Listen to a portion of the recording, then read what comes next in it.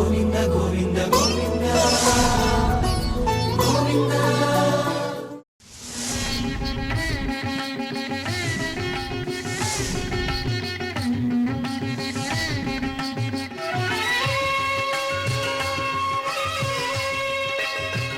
గురుర్బ్రహ్మా గురుర్విష్ణు గురుర్దేవో మహేశ్వరః గురు సాక్షాత్ పరబ్రహ్మ తస్మై శ్రీ గురవే నమః. శుక్లాంబరధరం విష్ణు శశివర్ణం చతుర్భుజం ప్రసన్నవదనో ధ్యాయేత్ సర్వవిఘ్నోపశాంతయే. శ్రీరామ రామ రమేతి రమే రామే మనోరమే సహస్రనామ తత్తుల్యం రామ నామ వరాననే. ఆపదామపహర్తారం దాతారం సర్వసంపదాం లోకాభిరామో శ్రీరామో భూయో భూయో నమామ్యహం. హనుమానంజనాసూనుః వాయుపుత్రో మహాబలః రామేష్టః ఫల్గుణశకః పింగాక్షో అమితవిక్రమః ఉదధిక్రమణశ్చైవ సీతాశోకవినాశకః లక్ష్మణప్రాణదాతా చ దశగ్రీవశ్చ దర్పః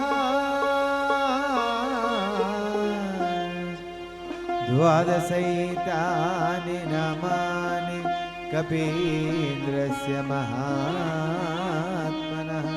స్వాపకాలే పఠే నిత్యం యాత్రాకాలే విశేషతః తస్య మృత్యుభయో నాస్తి సర్వత్ర విజయీ భవేత్.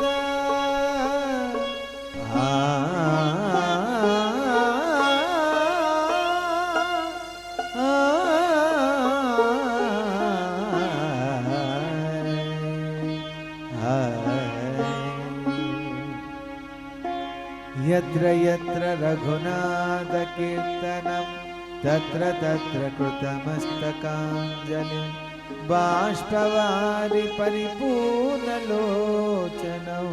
మారుతిం నమత రాక్షసాంతకం.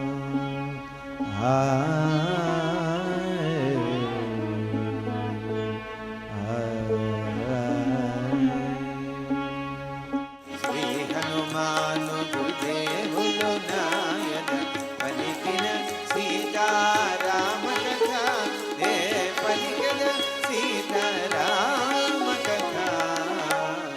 ఆ హనుమంతుల వారు ఎంత గొప్పగా చెప్తున్నారంటే, రాముడి యొక్క సేవకుడి కింద రాముడి యొక్క దర్శన భాగ్యం పొందటం నా జన్మ సుకృతం కాదు తల్లి, నా తల్లిదండ్రులు చేసిన సత్కర్మల యొక్క ఫలితమే నా రాముడి దగ్గరికి నేను చేరగలిగాను, తమను దర్శించుకోగలిగాను, సుగ్రీవుడు మంత్రిని అవ్వటానికి యోగ్యత కలిగింది. ఇది నా గొప్పతనం కాదు, నా తల్లిదండ్రుల యొక్క అనుగ్రహం, నా తల్లిదండ్రుల యొక్క వాత్సల్యం, వాళ్ళ యొక్క పుణ్యఫలం నాకు ఈ రకంగా అనుగ్రహించిందని తన తల్లిదండ్రుల గురించి ఎంత గొప్పగా చెప్పుకుంటున్నాడు హనుమంతుల వారు. ఇది మనం నేర్చుకోవాల్సినటువంటి గొప్ప ధర్మం అని రామాయణం మానవ జాతికి చెప్తోంది. ఇంకా ఏమంటున్నాడు హనుమంతుల వారు వాళ్ళ తల్లిదండ్రుల గురించి ఎంత గొప్పగా చెప్పాడో తెలుసుకుందాం. శ్రీ హనుమాను గురుదేవులు నాయన పలికిన సీతారామ కథ నే పలికద సీతారామ కథ. ఏం చెప్తున్నాడంటే, రామ భక్తుడ సుగ్రీవు సచీవుడా వాయుతనయుడా కామరూపుడా. రామ భక్తుడ సుగ్రీవు సచివుడ వాయుతనయుడా కామరూపుడా రామదూతగానే వచ్చినాడా అడుగడుగున లంక వెదకినాడా రామదూతగానే వచ్చినాడా అడుగడుగున లంక వెదకినాడా కడకు నీ జాడ తెలిసినాడా నినుగాంచిన కీర్తి పొందినాడా కడకు నీ జాడ తెలిసినాడా నినుగాంచిన కీర్తి పొందినాడా అని హనుమంతుడు సీతతో పలికే అని హనుమంతుడు సీతతో పలికే అంజలి ఘటించి చందన నిలిచే శ్రీ హనుమాను గురుదేవులు నాయద పలికిన సీతారామ కథ నే పలికద సీతారామ కథ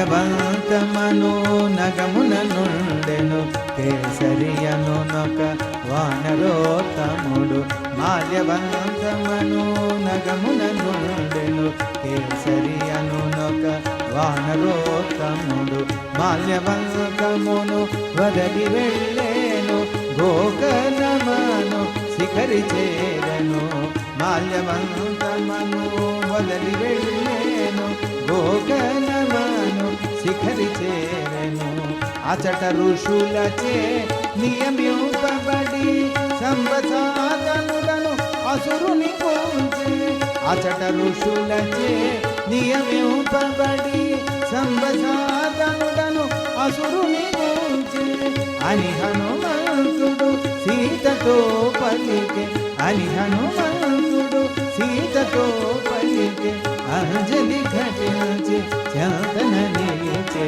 శ్రీ హనుమాను గురుదేవులు నాయద పలికిన సీతారామ కథ నే పలికద సీతారామ కథ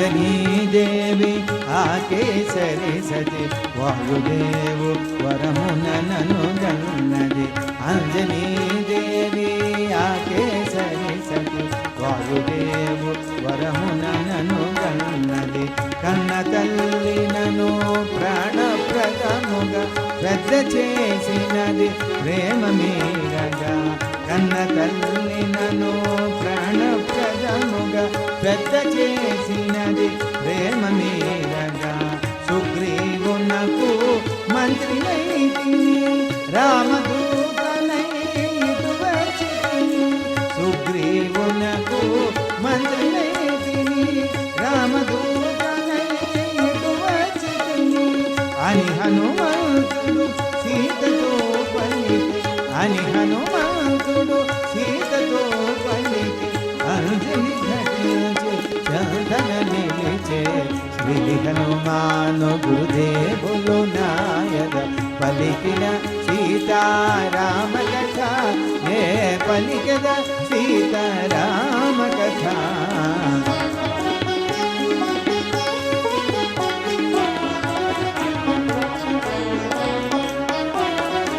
పవన కుమారుని పలుకులను విని అతడు నిజముగా వానరుడేనని పవన కుమారుని పలుకులను విని అతడు నిజముగా వానరుడేనని రామదూతయని నమ్మతగునని తెలిపినవన్నీ సత్యములేనని రామదూతయని నమ్మతగునని తెలిపినవన్నీ సత్యములేనని ఆనందాశులు కన్నులు నిండగా చిరునగవులతో జానకి చూడగా ఆనందాశులు కన్నులు నిండగా చిరునగవులతో జానకి చూడగా జయ హనుమంతుడు సీతతో పలికే జయ హనుమంతుడు సీతతో పలికే అంజలి ఘటించి చందన నిలిచే శ్రీ హనుమాను గురుదేవులు నాయక పలికిన సీతారామ కథ నే పలికిన సీతారామ కథ. అడిగిన ప్రశ్నకు సరైన సమాధానం వచ్చింది. మారు ప్రశ్న లేక అనుమానం లేకుండా, అనుమానం రాకుండా ఉన్నది ఉన్నట్టు ఎంత చక్కగా వివరించి చెప్పాడో ఆ వర్ణనలో సాక్షాత్ రామచంద్రుని దర్శించుకుంది, లక్ష్మణుని దర్శించుకుంది, ఈ వానరుల గురించి తెలుసుకుంది, హనుమంతుల వారి గురించి తెలుసుకుంది. సామాన్యుడు కాదు ఈ హనుమంతుల వారు, ఎంత గొప్పగా వర్ణించారని ఆనందభరితుడై ఆ తల్లి ఆనంద బాష్పాలతోటి బొట బొట బొట కన్నీళ్లు కార్చడం మొదలుపెట్టింది. ఎప్పుడైతే అమ్మవారి ముఖంలో ఆనందం కనబడుతుందో మర్చిపోయిన విషయం కూడా గుర్తుకొచ్చింది హనుమంతుల వారికి. అమ్మా, ఎంత పొరపాటు జరిగింది. కోట్ల కొలది వానరులు వెళ్తున్నా రామచంద్రుడికి ఎవరి మీద నమ్మకం ఉన్నదో లేదో నాకు తెలియదు, కానీ నన్ను పిలిచి హనుమా, భవిష్యత్తులో అమ్మను చూసినప్పుడు ఈ ముద్రికను చూపిస్తే నేను ఇట్టే గుర్తుపడుతుందంటే ఆ విషయాన్నే మర్చాను తల్లి. తమని చూసిన తర్వాత ఇప్పుడు తమరి ముఖంలో ఆనంద బాష్పాలు చూశాక రాముడు గుర్తుకొచ్చాడు. రాముడిచ్చిన ముద్రికను గుర్తుకొచ్చింది. వెంటనే ఇది స్వీకరించండి తల్లి అని ఎంత గొప్పగా ఆ ముద్రికను అమ్మవారి చేతిలో జారవిడిస్తున్నాడో తెలుసుకుందాం. ఏమంటున్నాడంటే, ఇకపై నీకు శుభమగు తల్లి ఓరడిల్లుము శోకము వదలి. ఇకపై నీకు శుభమగు తల్లి ఓరడిల్లుము శోకము వదలి. నీ క్షేమము విని రాముడంతగా ఆనందముతో పొంగునో కదా. నీ క్షేమము విని రాముడంతగా ఆనందముతో పొంగునో కదా. ఇదిగో తల్లి ఇది తిలక్యూపుము రాముడౌపిన అంగుళీయకము. ఇదిగో తల్లి ఇది తిలక్యూపుము రాముడౌపిన అంగుళీయకము అని హనుమంతుడు భక్తి మీరగను. అని హనుమంతుడు భక్తి మీరగను అంగుళీయకమును సీత కొసగెను. రాముడి యొక్క వర్ణనలో రాముడిని దర్శించింది, ఆనందభరితురాలై ఆనంద బాష్పాలతో బొట బొట బొట కన్నీళ్లు కార్చింది. ఏది ఊహించిందో అవన్నీ తనకి తెలిసినాయి. తమరు దూరం అయిన తర్వాత నిద్రాహారాలు మర్చిపోయాడు శ్రీరామచంద్రుడు అని మాట విని తట్టుకోలేకపోయింది. ఈ ముద్రికను చూసేటప్పటికీ ఇంకా తట్టుకోలేకపోయింది. జీవితంలో మన మధుర స్మృతులు మనకెంతో బలాన్ని ఇస్తాయి. ముఖ్యంగా కష్టకాలంలో పూర్వపు జ్ఞాపకాలే మనకి కొండంత ధైర్యాన్ని, బలాన్ని ఇస్తాయి, ఆరోగ్యాన్ని, పుష్టిని కలిగిస్తూ ఉంటాయి. కొంతైనా ఆ దుఃఖాన్ని పోగొట్టేటటువంటి శక్తిని కలిగిస్తూ ఉంటుంది. రాముడికి దూరమైన తర్వాత ఎన్నెన్నో అనుమానాలు, భయాలు, బాధలు, కష్టాలు ఇవన్నీ భరించి భరించి విసిగిపోయి ఆత్మహత్యకు సిద్ధపడేటటువంటి తల్లికి రామకథ వినపడేటప్పటికీ ఆ మృత్యు భయం నుంచి బయటపడింది. రాముడి యొక్క వర్ణంలో రాముని దర్శించింది. ముద్రిక చూడంగానే మురిసిపోయింది. తనలో తాను మాట్లాడుకుంది, ఆనందభరితురాలి. రాముడితోటి ఎంత గడిపిన కాలమంతా ఒక్కసారి గుర్తుకొచ్చేసాయి. రామా, నన్ను మన్నించి, ఎంత పొరపాటు జరిగింది, నిన్న అనుమానించింది, నిన్న అవమానించింది, నువ్వు రావేమో, ఇంకా నేను నిన్ను చేరలేనేమో అని తొందరపడి ఆత్మహత్యకు సిద్ధపడ్డా, ఎంత సిగ్గుమాలను పనిచేశాను, నన్ను క్షమించు రామా అని బొట బొట బొట కన్నీళ్లు కార్చింది. వివాహంలో ఏ ప్రతిజ్ఞలైతే చేశానో అవన్నీ గుర్తున్నాయి. సీత, నువ్వు తొందరపడక, అధైర్యపడక, ధైర్యంగా ఉండు, నేనున్నాను నీకు రక్షకుడు. కానీ దానికి ప్రమాణంగా ఈ కళ్యాణ గడియల్లో ప్రసాదించినటువంటి ఆ ముద్రికను పంపించి నాకు ఇంకా ధైర్యాన్ని కలిగించావా అని ఆ ముద్రికను చూసి మురిసిపోయింది. తనలో తాను సిగ్గుపడింది.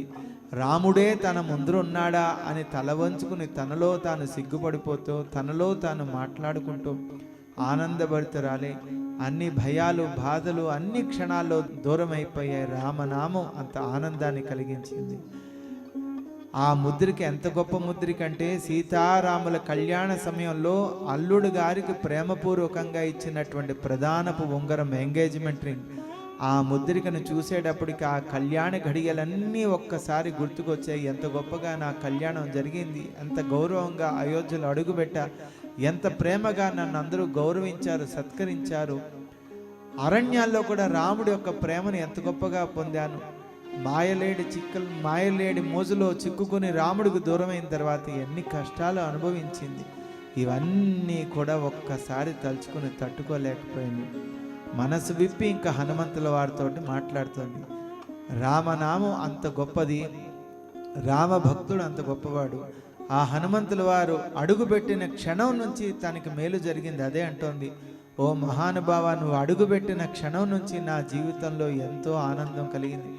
10 నెలల నుంచి పడినటువంటి కష్టాలన్నీ క్షణాల్లో తొలగిపోయాయి. నన్ను రక్షించావు, నన్ను నా రాముడి దగ్గరికి చేర్పిస్తున్నావు. ఏమిచ్చినా నీ రుణం తీర్చుకోలేను కదా. ధన్యురాల్ని, ధన్యుడివయ్యా నువ్వు, ధన్యుడివయ్యా అని ఆ తల్లి ఆనందంతో పొంగుతూ ప్రియంగా తన మనసులో ఉన్నటువంటి దుఃఖాన్ని అన్ని కూడా పంచుకుంటోంది. అంత నమ్మకాన్ని ఆ తల్లి హనుమంతుల వారి మీద పెంచుకుంది. అంత పుత్రవాత్సల్యాన్ని వర్షిస్తోంది. ఏముంటుందో తెలుసుకుందాం. రామచంద్రుని ముద్రిక జేకొని అశ్రులు నిండిన కనుల కదుకొని, రామచంద్రుని ముద్రిక జేకొని అశ్రులు నిండిన కనుల కదుకొని, మధుర స్మృతులు మదిలో మెదల సిగ్గుచేత తన శిరము వంచుకొని, మధుర స్మృతులు మదిలో మెదల సిగ్గుచేత తన శిరము వంచుకొని, ఇల్లి రోజులకు తనకు కలిగిన శుభశకునముల విశేషమనుకొని, ఇన్ని రోజులకు తనకు కలిగిన శుభశకునముల విశేషమనుకొని, జానకి పల్కి హనుమంతునితో సంపూర్ణమైన విశ్వాసముతో శ్రీ హనుమాను గురుదేవులు నాయన పలికిన సీతారామ కథ, నే పలికిన సీతారామ కథ.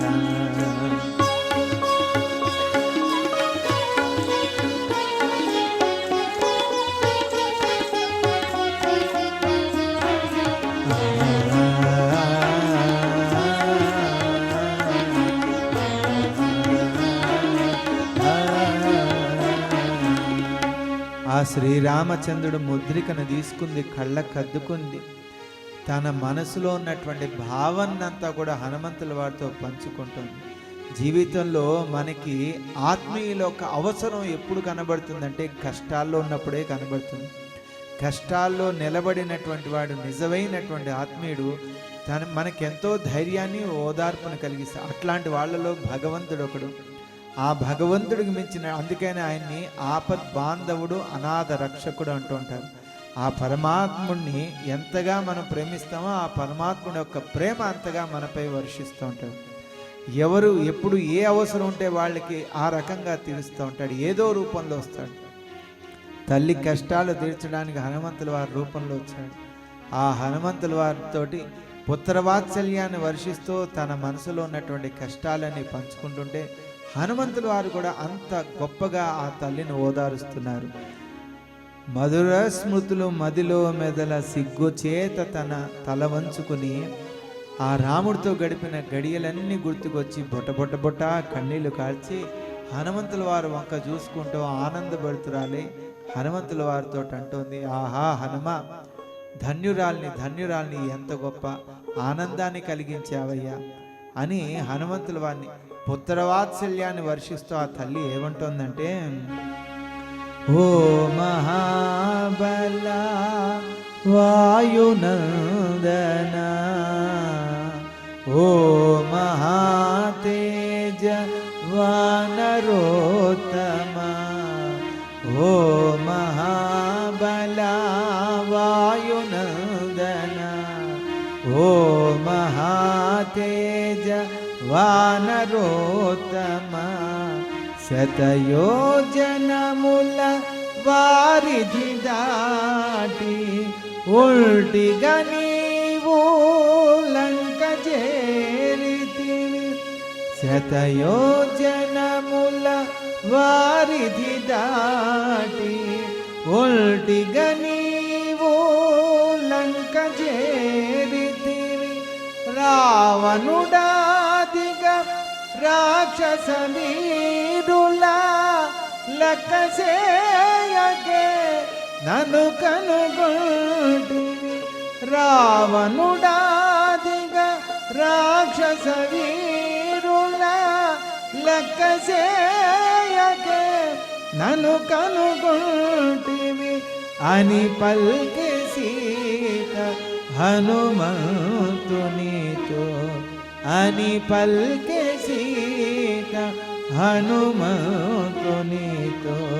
సంపూర్ణమైన విశ్వాసముతో శ్రీ హనుమాను గురుదేవులు నాయన పలికిన సీతారామ కథ, నే పలికద సీతారామ కథ.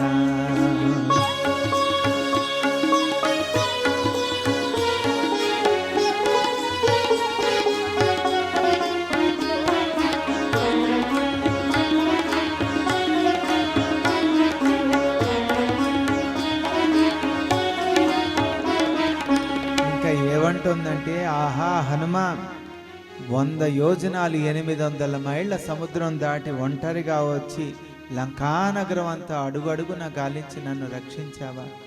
మామూలు సహాయం కాదయ్యా, ఎంత గొప్ప కార్యాన్ని నువ్వు చేశావయ్యా, నన్ను ప్రాణాలతోటి రక్షించావు కదయ్యా అని ఆ తల్లి ఆనందంతో పొంగిపోతూ మనసు విప్పి మాట్లాడుతూ తన మనసులో ఉన్నటువంటి దిగుల్ని హనుమంతుల వారితో పంచుకుంటోంది.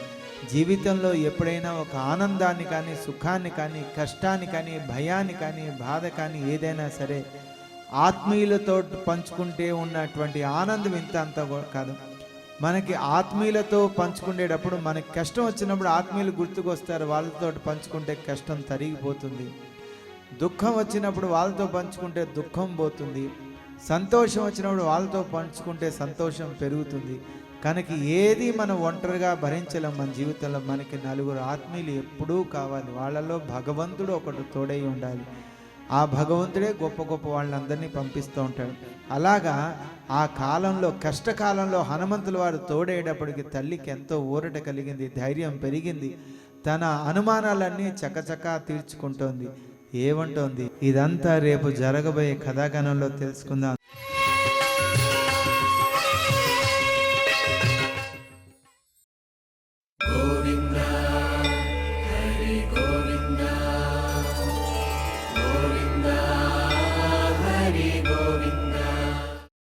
ఓం నమో